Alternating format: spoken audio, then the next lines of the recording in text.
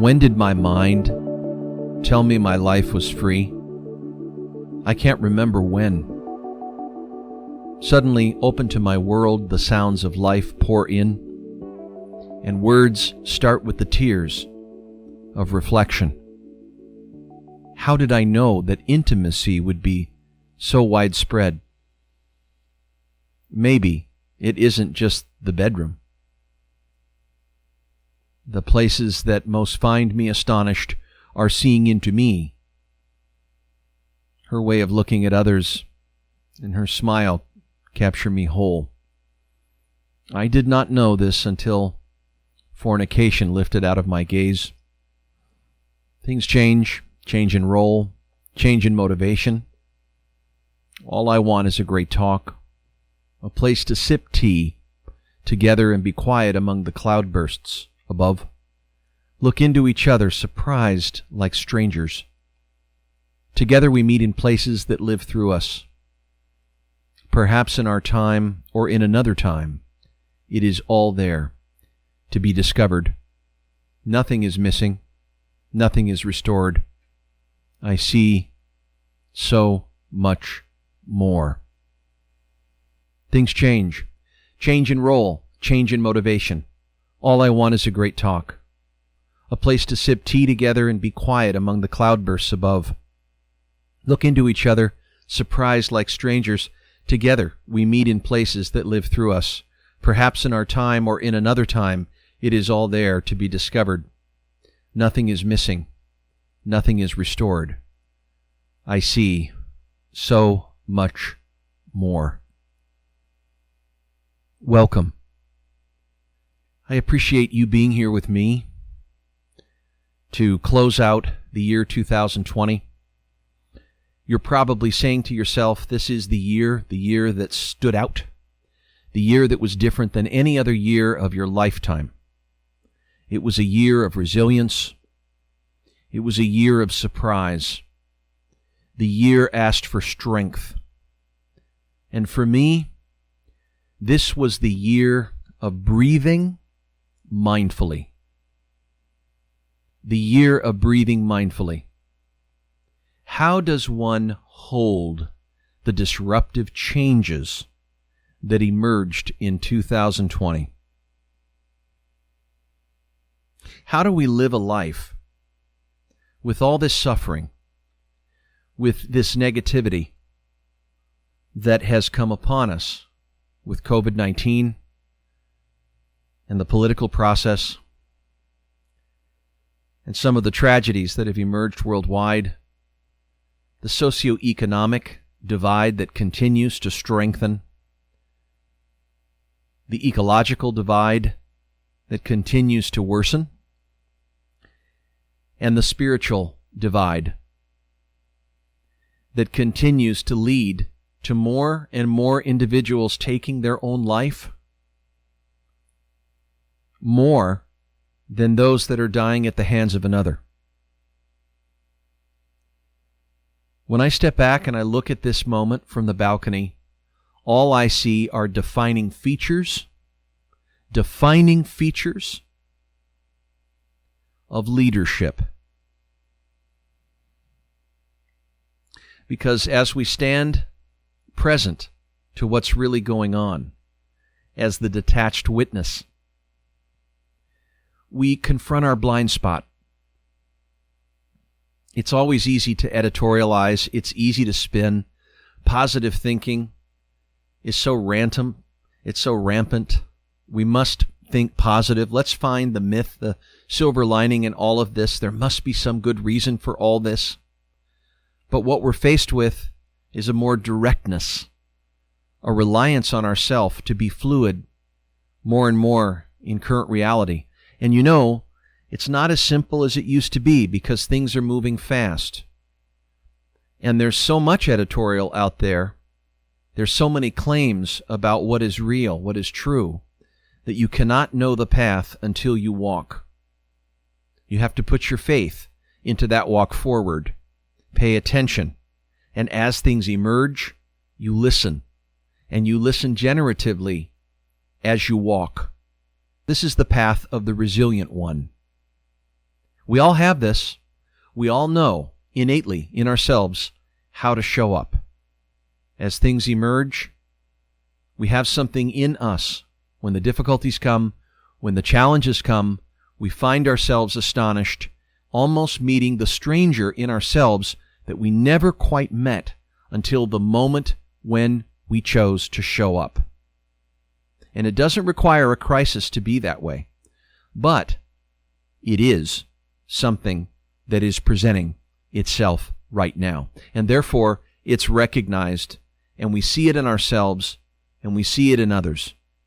And it's an anti-fragility fitness. Yeah. And how do we become less fragile? We learn how to be fragile. That's how we learn to be resilient. That's how we learn to be afraid, is we experience those pieces of experience, those realities, and as we do, we show up to them, we define them, we don't add stories to them, but we do stay true as things unfold. And this brings us to a great confession. The great confession is like a stripping away of protection. The great confession is telling of a truth which might once have seemed like a humiliation, a truth of just how limited and sometimes weak that we are. That nature, like a great wave, is greater in its laws than we are. We can't outsmart a hurricane. We can't outsmart larger systems that are going to prevail anyway. But yet there's a gateway. There's an entrance that as we take that step into the suddenness, into that true powerlessness, the honesty of knowing where we do not have power, that is our first step home. Because to confess that is to free yourself, not only by admitting a sin or maybe an omission to profess a deeper allegiance, but it's a greater dedication to something beyond the mere threat of immediate punishment or the desolation of being shunned. The great confession is to declare yourself ready for a more courageous road. And that one is one in which you previously defended some type of identity that might not only be sent away, but now, looking back, you see it as irrelevant. It's a distraction. It's a working delusion that kept us busy over the years and held us unaccountable to the real question.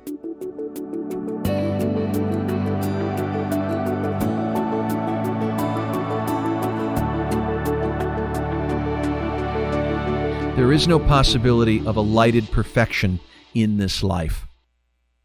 That the attempt to create it is often the attempt to be held unaccountable, to be the exception, to be the one who does not have to be present or participate, and therefore does not have to hurt or get hurt.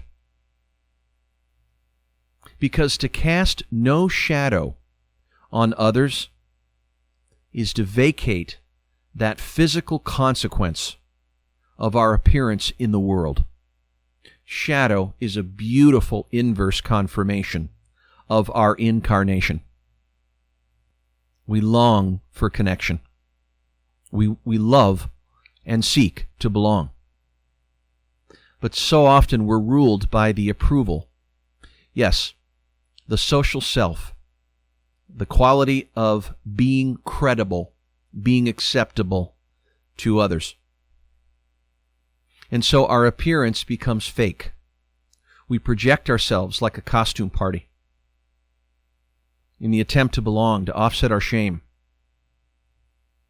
And yet, the vulnerability of our transparency, our truth, how much of a bozo on the bus we really are, our flaws, it's not a weakness. It's not a passing indisposition or something we can arrange to do without. See, because vulnerability is not a choice. Vulnerability is that underlying, ever-present, and abiding undercurrent of our natural state. And to run from it is to run from the essence of our very nature. In the attempt to be invulnerable, to be something we're not, and most especially to close off our understanding of the grief of others. And more seriously, refusing our vulnerability, we refuse the help needed at every turn of our existence and immobilize the essential tidal and conversational foundations of our identity. Nothing is fixed. Nothing is permanent. And no feeling is final. We may have concepts about ourselves. We may have concepts about the way life works, our expectations. All of those bring rules. And yet they're in a constant state of modification because life plays out. So to have this temporary, isolated sense of power over events, over circumstances, is one of the privileges and prime conceits of being human, and especially of being youthfully human. But it's a privilege, and it's one that must be surrendered with that same youth, with ill health, with accident, with the loss of loved ones who do not share our untouchable powers. Powers eventually and most emphatically given up as we approach our last breath. The only choice we must have as we mature is how we inhabit our vulnerability and how we become larger and more courageous and more compassionate through our intimacy with mystery, disappearance. Our choice is to inhabit vulnerability as generous citizens of loss, robustly, fully, conversely, as misers and complainers, reluctant, fearful, always at the gates of existence, but never bravely and completely attempting to enter, never wanting to risk ourselves, never walking fully through the door. Because the hardest thing to see is what is right in front of you.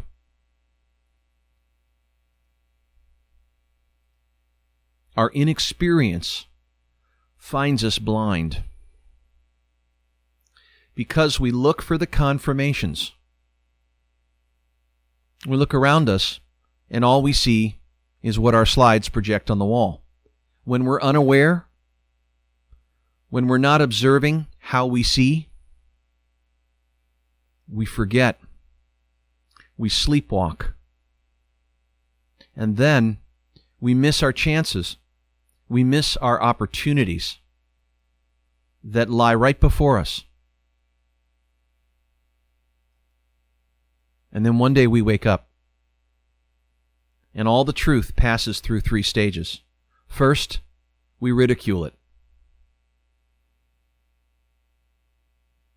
And then we oppose it. We push against it. It can't be. And then we accept it because it starts to be self-evident that we see what we see, and we become aware.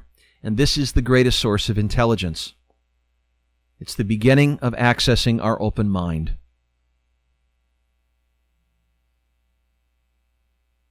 Why have one? Because without an open mind, we can't access fully our true experiences. And without that, where do we get insight? How do we access a pattern of learning and being involved in our lives without deepening our attention? This is what Mary Oliver calls, famous poet, a convivial listening. It's a listening without judgment. Because when we're in our judgment, our language categorizes and defines things.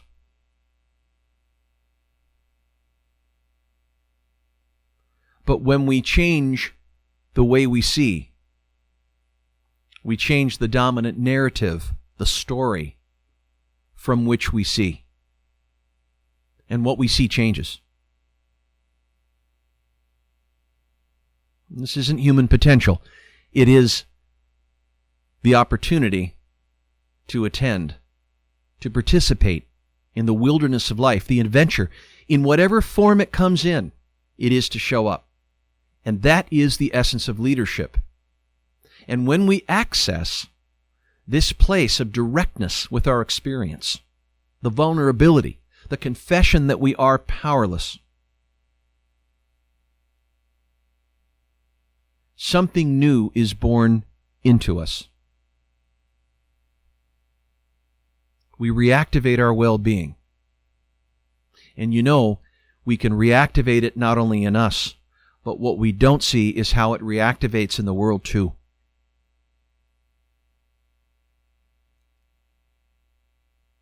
Because if we access our own nature by suspending our judgment, then our nature is present in the way we treat the world, in the way that we care for each other, in the way that we lead, in the way we listen, in the way that we attend and communicate. We soften our edges. Things don't have to be such a certain way because of the rules that we impose on it. We can live outside of our concepts.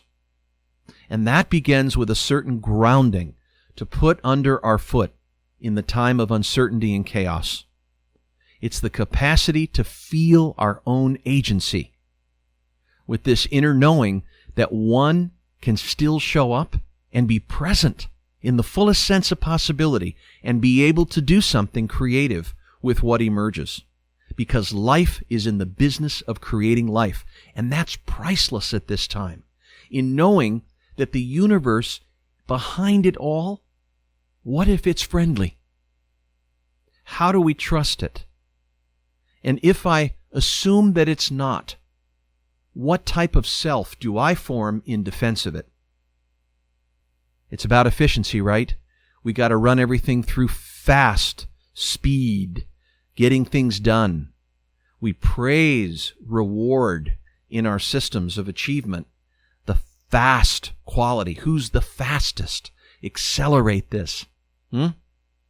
Which is really a defense against depth. We're obsessed with speed, and yet this depth, this quality of reflection, of engaging and involving ourselves in the moments, we bypass them. We miss. One of the worst ways to treat someone is being busy. Watching our phones, looking away, getting distracted, entertaining ourselves, dwelling in the media. And so we distract ourselves. Why do we do that? Why do we take ourselves offline so often and miss the juice of life? If we just didn't do that, if we attended a bit more and listened and tuned out of that and tuned into others, relationships blossom. A feeling of balance is restored. Even our health and our stress, those change. The idea of downtime could be transcending. Our creativity would follow these decisions. And we're not machines. Our creativity is human. It's what makes us unique and different and valuable. So what are we all working so hard for? When I see myself getting busy, what am I busy about? What am I protecting myself from? What am I trying to express? Well, am I trying to just let the world not find me? Why am I conducting my own system, my operating system myself, as such? Why am I missing out? Why all the hustle? Maybe I'm afraid. Maybe it's the fear that I have of slowing down. And yet, when I do slow down and I become more aware and pay attention convivially, like Mary Oliver said, I see a peripheral. I see something more. I don't ignore things as much. And perhaps I can engage with life without my own aggression. My protective, busy self is a form of self-aggression. Or maybe it's that we want things to be a certain way, and we cling to that want. We cling and claw for contentment. We're trying to be happy. And so in the attempt to try to be happy, to have that happy, it would suggest we're not. Really, happiness is a choice. I can choose to take life in however I want to. If I choose to take whatever I get as value, then whether it's good or bad, whether it's negative or positive, I can choose to learn.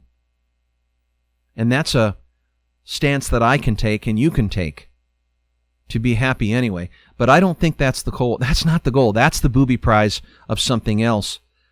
My thought is we're hungering to be involved in our lives. And what we're wanting is to cherish the essentials, is to spend our time and gifts on what really does matter, and to get past the things that don't.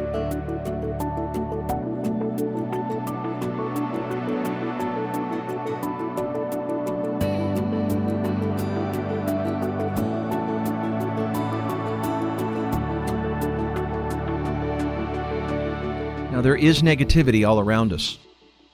There's both. There's positive charge, negative charge. There's hate. There's ignorance. Fear. That is there. It's very destructive. It's very blinding. It absences the very presence of our soulful person. It denies us access to our solo voice, to being who we are. Those inner enemies, judgment and fear and shame, they're so powerful. And they're so basic, and they live like parasites inside of us because of our past. We hurt. We feel injuries by people who leave us suddenly. We felt rejected, and therefore we chose to do something in defense of it. And so we experience those things as terribly unpleasant, foul-smelling, something we have to get rid of. So we problem solve throughout our life. I've got to prevent this. I'm yearning over the past. I got to make sure I don't do this again. I won't be a sucker. I won't be a fool. I don't want to humiliate myself. Why would I fall into something like that? And then our vulnerability is cut off. Oh, I get spooked. I start falling in love, and then I sense that constraint, that foul smell start to come up that I'm in trouble. So I pull back. And then the other does the same. Because I'm not investing, they're not investing. Because that negativity, that fear, breeds tension, friction. It's heavy-handed, and it's all based on interpretations and judgment that we lay on the experiences to obscure the possibility of a connection. Because it's not the negativity per se. We all have fall downs. We all have potential abysses. We will. It's part of the messy therapy of life. It's the adventure. We will be disappointed. We will have suffering. That's part of the natural order. But the basic honesty is to strip away any expectations and see the simplicity of it in the sense that it is what it is, and that can be creative in ourselves and in community, as well as personal relationships. Because the more we reveal how truthful that is, the more vulnerable that we are, the more intimate we become. That which is personal becomes universal. Have you noticed that when someone in a room makes a confession about something that matters to them, or their deepest fear, or what they've tried to avoid all their life, or the story they've made up about the way the world is, and therefore they had to form a self to deal with it? Have you noticed that we feel valid? We find common ground in the compelling journeys that we've been in, all the great energy that has come through that. Those are natural qualities that strengthen our daily relationships and our lives. And so to live in the world, you must be able to do three things. Number one is to love what is mortal. Number two is to hold it against your bones, knowing your own life depends on it. And three, when the time comes to let go, let it go. I think one of the things that at the end of our lives we'll look back on is how well we let go. I think we all at some level know that deeply, that conviction that we will score ourselves on letting go, that signals how important it is to be in the momentary fluencies of life, in its disappearances, in all of its mysteries, in the volatility of our lives, where volatility yields vision and uncertainty yields understanding and complexity. Emergence. We do not know the whole story. We do not know where we are in the story. We do not know when the end comes. We do not know when the beginnings are there again. We don't know. And yet we love to predict a future, and instead we must create one.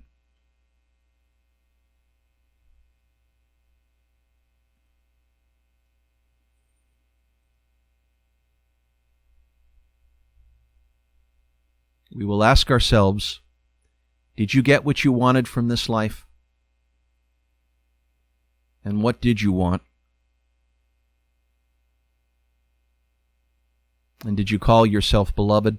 And did you feel yourself beloved on the earth? How did you love? How did you direct your will in the sake of love? Directing your will in the sake of love is creating outcomes, conditions that matter. And that's because they just do. And why do we have such a hard time with that simple thing? We make change so complicated, we turn it into some self-improvement process, that something's wrong with us and much must change. And that's not what creating is. That's fixing a broken self. So if I see the world as broken, I got to fix it. If I see the world as weak, I have to be a hero and rescue it. But if I see the world as whole, I will treat it as such.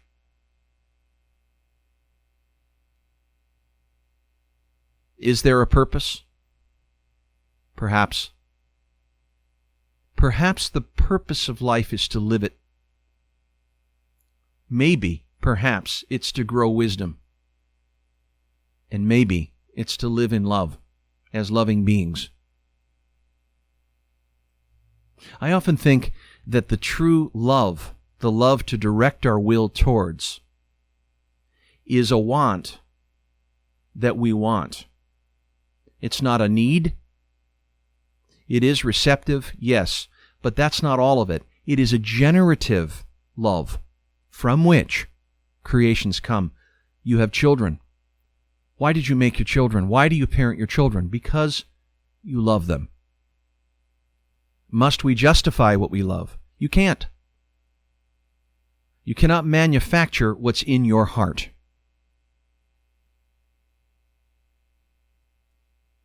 But as you learn what you love, as you move through your experiences, and you consider outcomes that you love enough to bring into being, it's a process of reflection. But how do we stumble upon the things that make us recognize what we love? There's a playfulness with life. There's a quality of participation. There's a quality of showing up and just looking. I love the way Steve King talks about how he makes his books, or the inception point of his creative process, where he sees something, a moment, an experience that catches him, and then that starts to kind of stay inside of his interior room, inside of him, and as the idea continues to stick around, the fact that it doesn't go away qualifies a potential book. That we hold our attention onto things, and as that grabs us, fascinates us, interests us, yes, it is considered and it is discovered. It is in the interaction of our living where we attend to what we pay attention to, and we can follow our attention into what we love, and therefore begins a desired state, a creative process begins. And I think Mary Oliver, who I go back to and refer to, wrote a poem called Toward the Space Age that I think is so playful here. We must begin to catch hold of everything around us, for nobody knows what we may need. We have to carry along the air, even, and the weight we once thought a burden turns out to form the pulse of our life and the compass of our brain. Colors balance our fears, and existence begins to clog unless our thoughts can occur unwatched and let a fountain of essential silliness out through our dreams. And oh, I hope we can still arrange for the wind to blow and occasionally some kind of shock to occur, like rain and stray adventures. So, those that no one care about, harmless love, immoderate guffaws on corners, families crawling around the front room growling, being bears in the piano cave.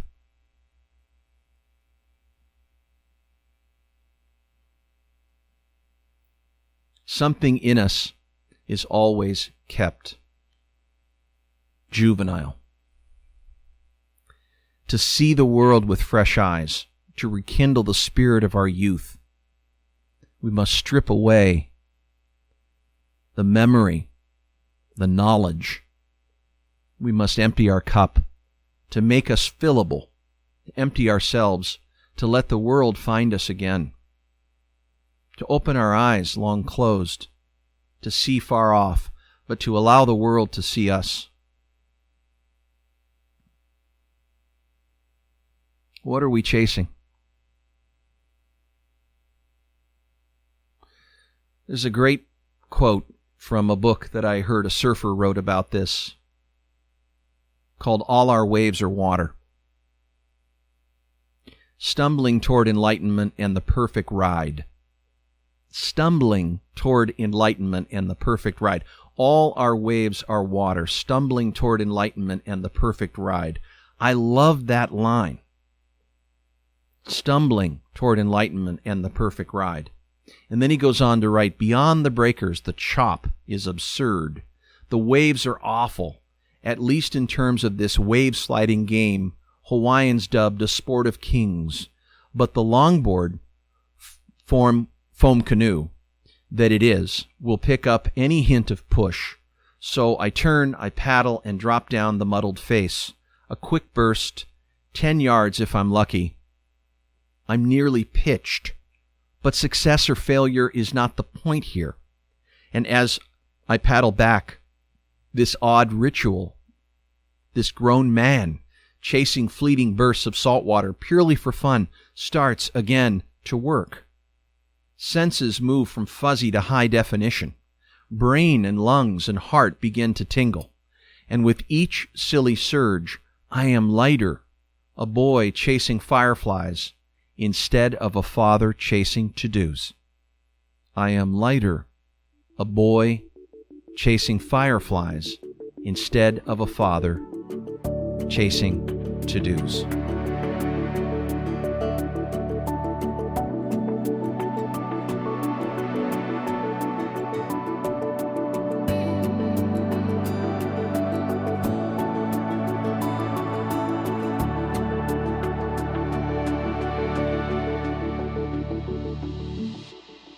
How do you hold the world?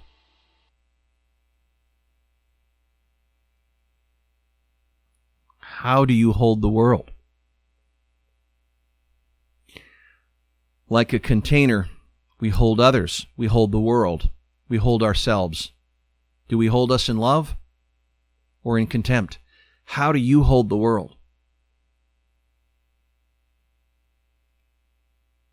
So if you hold the world from nowhere, without needing it to be a certain way, then what? Do you fix life? I heard a Sunday prayer once that said that I've spent many years learning how to fix life, only to discover at the end of the day that life is not broken. There is a hidden seed of greater wholeness in everything and everyone. We serve life best when we water it and befriend it. And when we listen before we act, in befriending life, we do not make things happen according to our design. We uncover something that is already happening in us and around us and create conditions that enable it. Everything is moving toward its place of wholeness, always struggling against the odds. Everything has a deep dream of itself and its fulfillment. Everything has a deep dream of itself and its fulfillment. So where do you attend to life? How are you holding it? It's a powerful question.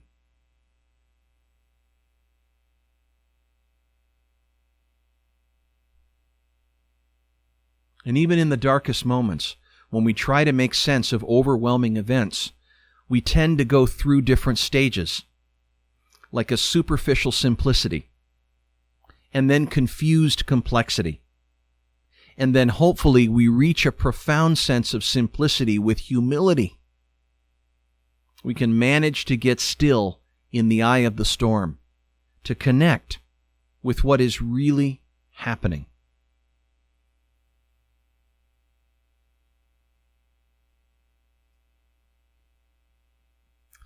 And so it's like the process of showing up. It's about something else playing through, something bigger than us, and it's about getting out of its way.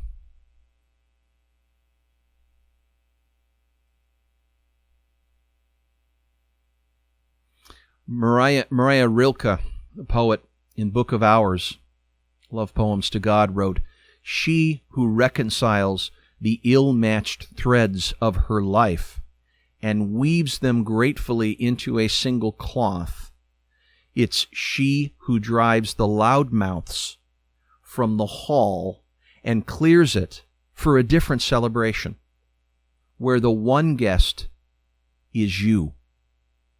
And in the softness of evening, it's you she receives.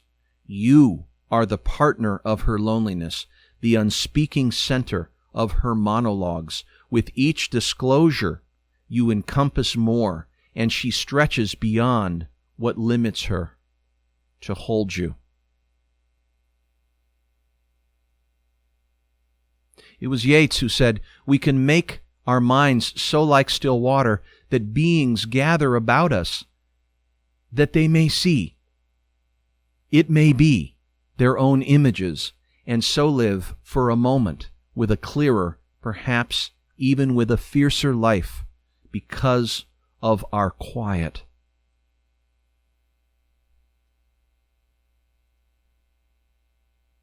And in a place of stillness, the one who thinks hears the whisper of the heart. In a place of trust, the one who cures heals. And in a place of acceptance, a stone can explode into a butterfly. In a place of stillness, the one who thinks hears the whisper of the heart. And in a place of trust, the one who cures heals. And in a place of acceptance, a stone can explode into a butterfly.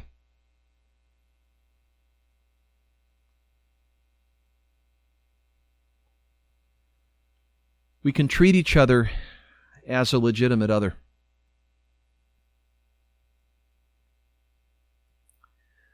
We can live in the layers of life, not in the litter of life, but in the layers of life.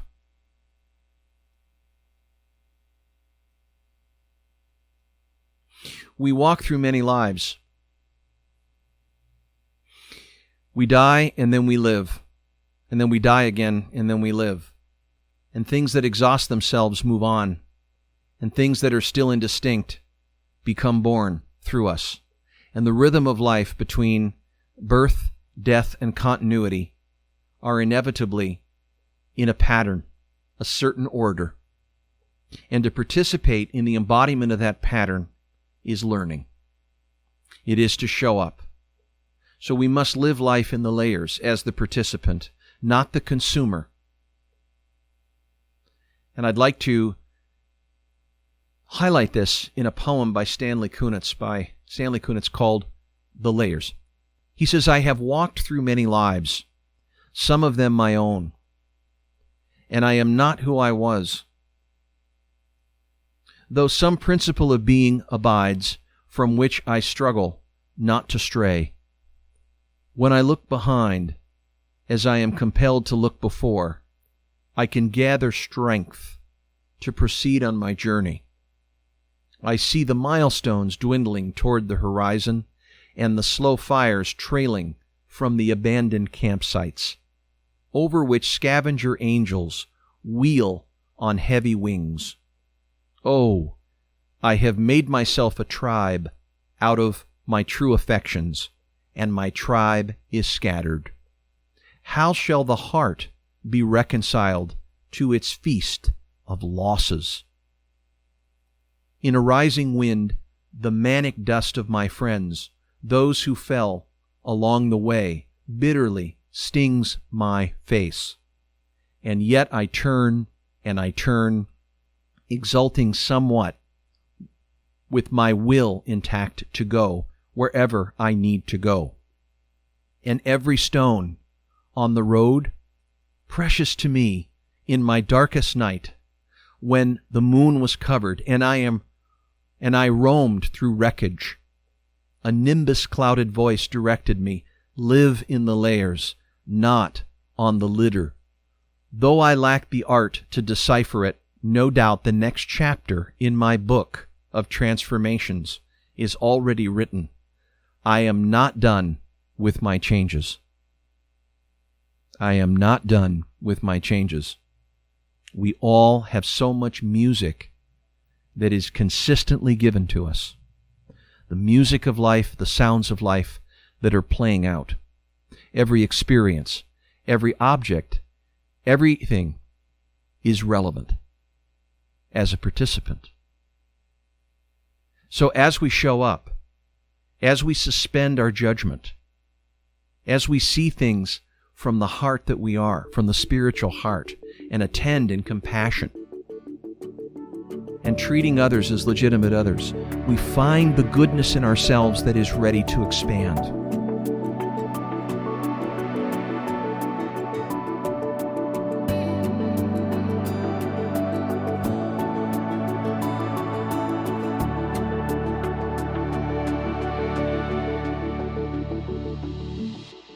There's defining moments everywhere. They will find you. If you listen, if you become still. I encountered this during a moment in dusk out in the desert where the stars like Van Gogh, all the stars, and the moon was rising like a blood moon, yellow and reddish, with a little bit of cloud cover just over the top, like a cap. It was as if the moon was blushing. And it so struck me. My family was there, and as they went back to the campsite, I stood there astonished, like I was tasered by the gaze of the moon. And we were by a lake, a desert lake, and as the water, the beam, those moonbeams, no matter where I was, I moved over to the left, moved to the right, the beam seemed to come toward me. The beam just beamed across the water. And I imagined it was like light rays that were shooting out of the moon. And they were on the water expressing the moon's presence. And after that encounter, I went back and wrote. I wrote the following poem called Love Story of the Blushing Moon. The night begins with your curious reddish squint. The shimmering path of light is like a glaze over the water. How do I receive you as my host to the starlight tonight? When will you tell me your secrets? What's it like seeing us from afar? We go together as you are with us, and through you the tides come and go. Teach me tonight how to hold power and love over a lifetime. Maybe your dancing light is the signal saying, I see you. Do you still find us like you once did? Or is our complexion a little dimmer? Has our light gone out? Are you getting dark red because you blush when you come out? Do you think about the cow jumping over you or fantasize to be made of cheese? Do you see into my eye and my headspace when I look at you in a big telescope? Do you long to one day be your own planet? And do you ask us to meet your needs? When I take you in, I'm reminded that you're always there observing. And our relationship with you is made whole by your gaze. It is to see and be seen that takes us to our true properties. I don't need to be different for you, nor see you to make you visible. Together we realize this brief moment in time is never the same as before. And the realization of our living is to be made real by your showers of light, always arriving like a trail pointing to you. And perhaps tonight, in my dreams, you'll be the keeper of the stars, and that every possibility awaiting my lifetime will be your love note saying, show up. And maybe I'll become the lake, limitless for what pours into me. I have no bottom if my heart is expandable, in all ways more than one.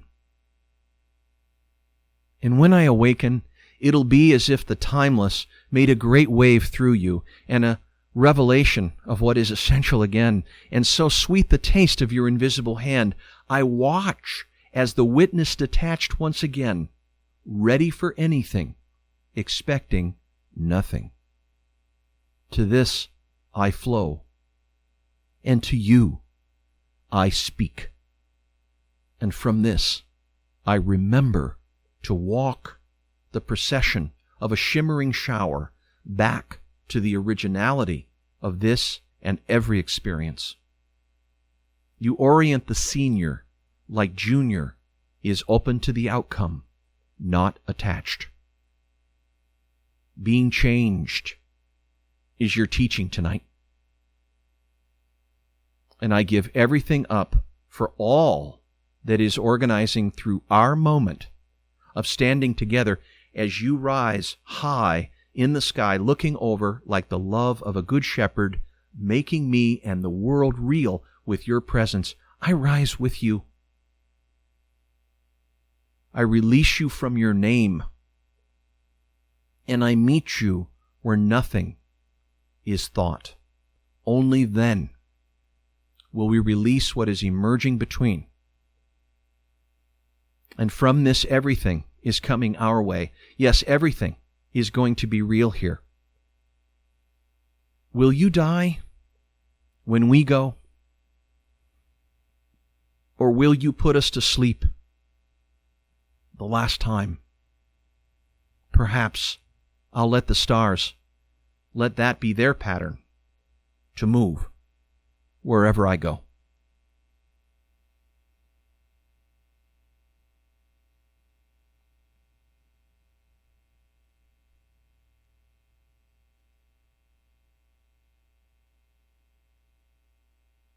Where you are is where you are because all of your experiences have prepared you to be exactly here. How often do you find that whatever you were doing before is perfectly made for where you are?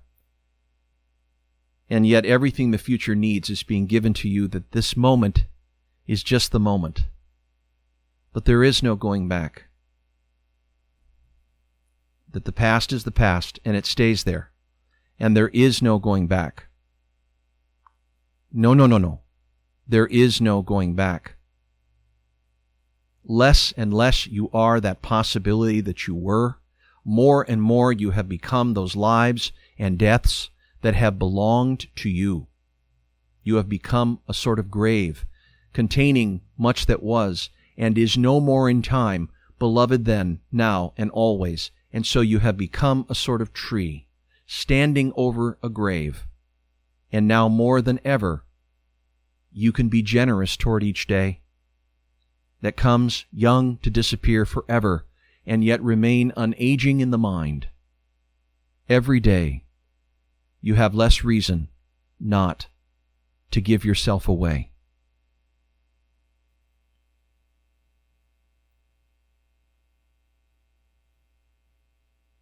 The less you make it about you, the better. There really is no self. You think there is one, but there isn't one. There's not much to grab onto, because everything is in a continuous flow. Every moment is a chance to awaken. When you see the properties, the living, breathing frontier of the conversational nature of reality, this place to be, there is no better moment than this one.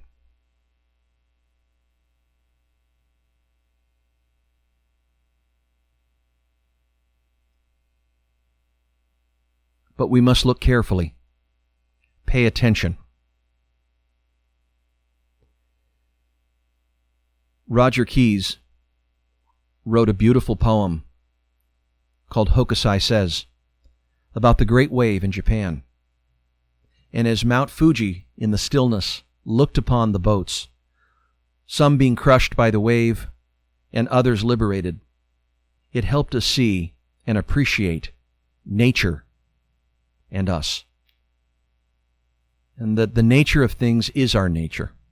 We are integrated. But we must move into a space where we revere life with profound humility. And as we show up to it, we sense our directionality also in the deep listening.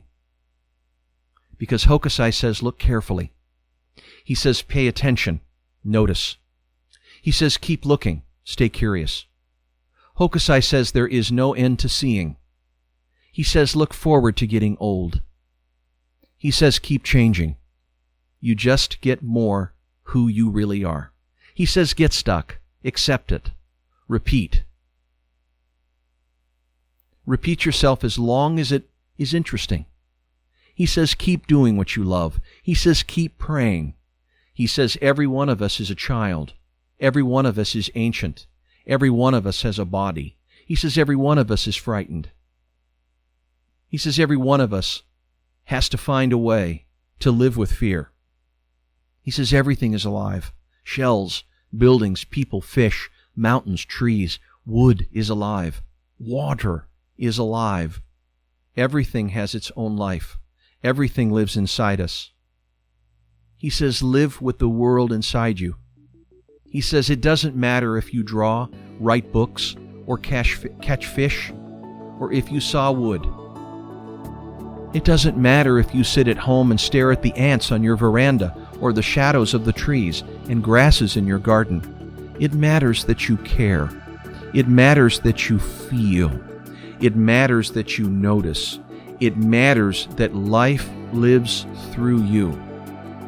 Contentment is life living through you. Joy is life living through you. Satisfaction and strength is life living through you. He says, don't be afraid. Don't be afraid. Love. Feel. Let life take you by the hand. let life live through you. Thank you.